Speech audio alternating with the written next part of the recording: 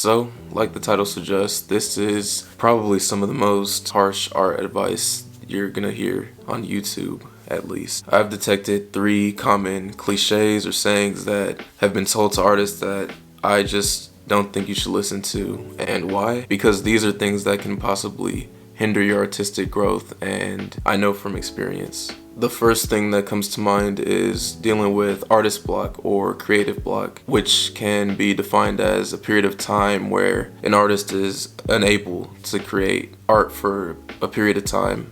Now, I find plenty of things wrong with this, which we're about to get into. So I've heard people saying they've been having to deal with artist block for years. I've seen it in comment sections. I've been told it directly to me. And I know I said this was going to be harsh, but I can't be the only one thinking that something like this is absurd.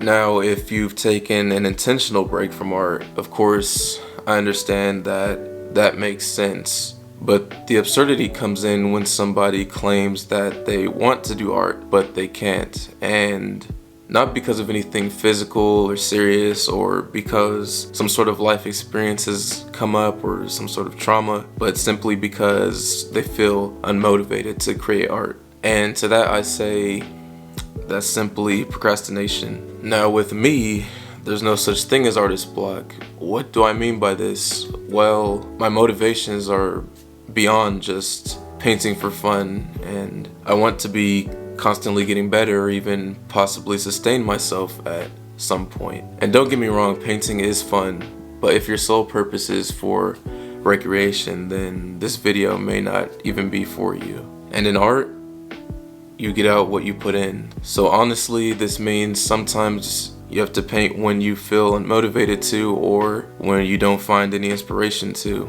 There's times where I've just sat there procrastinating, staring at a blank canvas for 30 minutes until I finally decide to just get into it. I kind of make myself do it.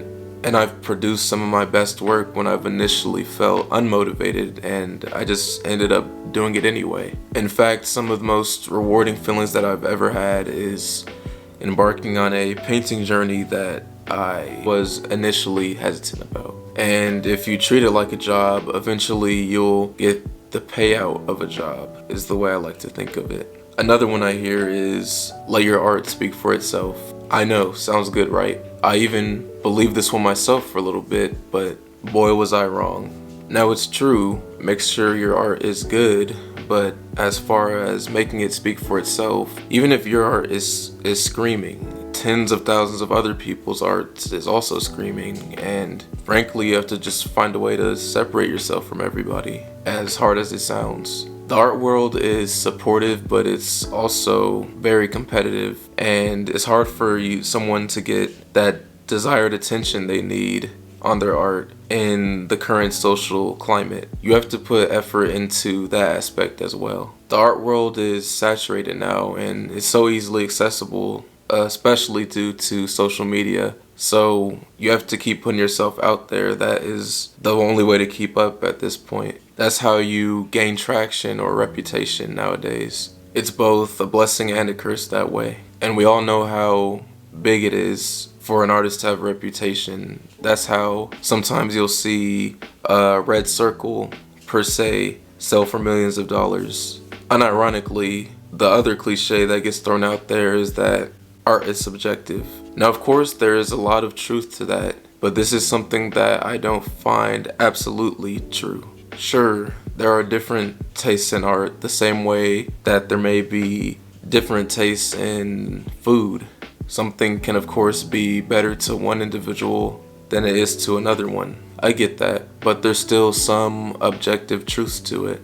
There's reasons why we learn about old Renaissance painters like Leonardo da Vinci, because, well, hint hint, he's a good painter. He was a great artist. Now maybe some people didn't like his work at the time, but at least they were able to see that there was a lot of technique that went into it and that it was overall a good quality piece of art. This is kind of the same way I might like salmon less than the next person, but I could still be able to tell when it's prepared properly or the flavor is nice. I'd say that's kind of how it is for art as well. All I'm trying to say here is just make sure your art is decent, or at least you're striving to get it there.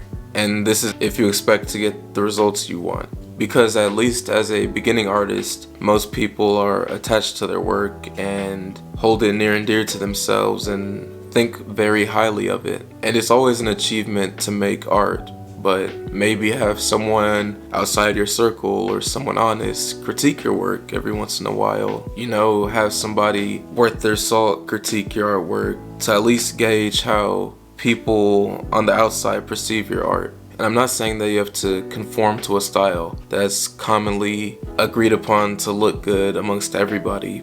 Everyone has their own unique style, and I'm just simply saying to try to be good at what you're doing. And again, if you're someone who just paints for recreation, this video isn't for you. But I'm just throwing this information out there because a lot of people don't like hearing this information or are uncomfortable saying things like this. So also, everything I'm saying right now is not something that you have to do to be successful. That's just the way that I'm going about it, and those are the type of things that have helped me. But I'm someone who likes being told things directly, and that's how I kind of get through things. And lastly, just to reiterate a point that I made earlier, in art, you get out what you put in. Thanks for watching.